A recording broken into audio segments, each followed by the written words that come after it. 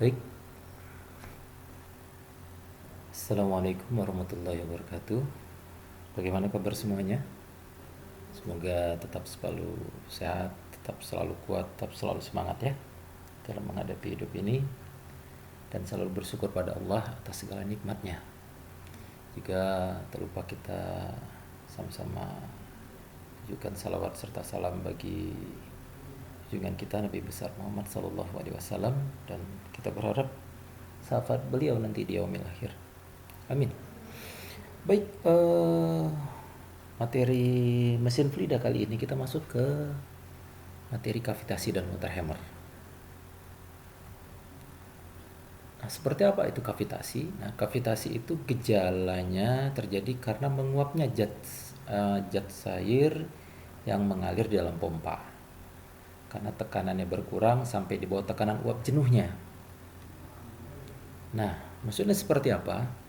Seperti yang kita ketahui, air itu dalam kondisi biasa atau pada tekanan 1 atm, temperatur 100 derajat Celcius, dia pasti mendidih dan menguap. Nah, apabila tekanannya berkurang sampai cukup rendah atau di bawah tekanan uap jenuhnya, maka maka air pada suhu udara atau lingkungan ya sekitar 20 derajat Celcius sampai 33 derajat Celcius itu bisa mendidih dan menguap. Nah, penguapan akan menghasilkan gelembung-gelembung uap, di mana tempat-tempat bertekanan rendah dan berkecepatan tinggi mudah terjadi kavitasi. Yang terutama pada sisi isap pompa atau di daerah sisi suction. Dan kavitasi akan timbul apabila tekanannya terlalu rendah. Maksudnya seperti apa? Mari kita akan lihat.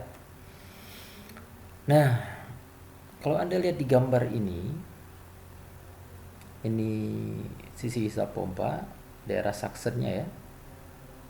Ini air akan masuk di sini, di daerah eyes of impellernya. Ini ada impellernya yang akan berputar.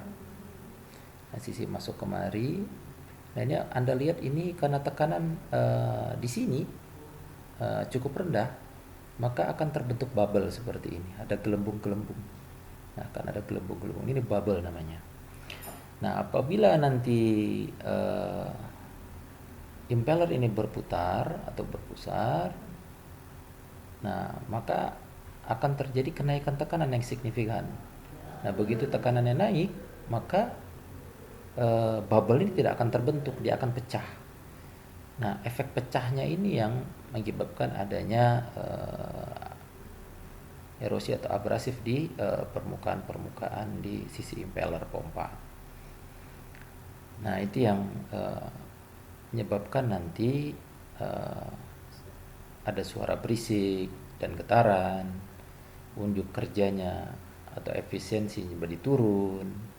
Nah, kalau dioperasikan dalam waktu lama akan terjadi kerusakan di permukaan dinding saluran. Nah, di mana karena akan ada saluran yang berlubang-lubang atau erosi atau abrasif daripada sisi impeller karena ada tumbukan gelembung-gelembung yang pecah. Kira-kira seperti itu. Artinya performa akan turun. Nah, jadi memang ini butuh waktu, butuh proses. Nah, seperti kita lihat, karena ini peristiwa terjadi di si suction pompa, seperti Anda lihat ini ada kerusakan di impeller akibat adanya kavitasi. Nah, ini di ice oil impellernya, Anda lihat ini efeknya jadi abrasif ya.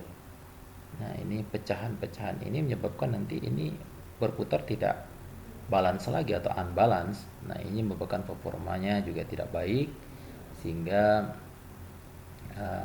air yang harusnya dialirkan itu jadi berkurang. Ini akan terjadi kalau Anda lihat kerusakan di impeller karena kavitasi.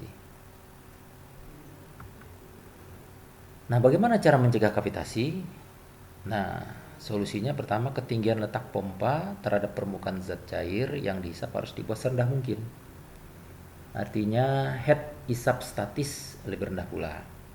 Pipa isap harus dibuat sependek mungkin. Jika terpaksa dipakai pipa isap yang panjang jika terpaksa dipakai pipa isap yang panjang, sebaiknya diambil pipa yang berdiameter 1 nomor lebih besar untuk mengurangi kerugian gesek. Karena tentunya kalau ada salah satu faktornya memperbesar ukuran pipa suction, kira-kira seperti itu. Dan kedua, tidak dibenarkan untuk mengurangi laju aliran dengan menghambat aliran di sisi isap. Jadi kalau terlalu banyak belokan di sisi isap, ada hambatan sehingga akan menyebabkan terjadinya kavitasi, karena akan punya efek untuk terjadinya penurunan tekanan yang signifikan. Dan juga pipanya jangan terlalu panjang, karena terlalu panjang juga mengakibatkan penurunan tekanan. Nah, jadi memang harus ada perhitungan nanti ya. Akan lebih jelasnya nanti kita waktu belajar tentang NPSH ya, Net Positive Suction Head. Baik, berikutnya kita masuk tentang water hammer. Water hammer sendiri adalah fenomena kenaikan tekanan di dalam pipa saat kecepatan aliran massa air di dalam saluran pipa dikurangi atau dihentikan sama sekali. Jadi air lagi mengalir, tiba-tiba ada ada valve yang ditutup. Nah, efek ini akan menyebabkan terjadinya kenaikan tekanan. Nah, kenaikan tekanan ini terjadi karena kejutan aliran akibat perubahan energi kinetis massa air yang mengalir menjadi energi rekangan. Nah, kenaikan tekanan yang menimbulkan kompresi pada dinding saluran pipa akan menyebabkan saluran pipa pecah. Ini yang berarti efeknya nanti pipanya bisa pecah. Ini bahayanya kalau jika terjadi water hammer.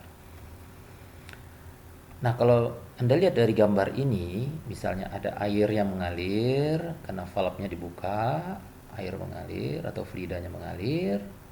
Nah, tiba-tiba valve-nya ditutup.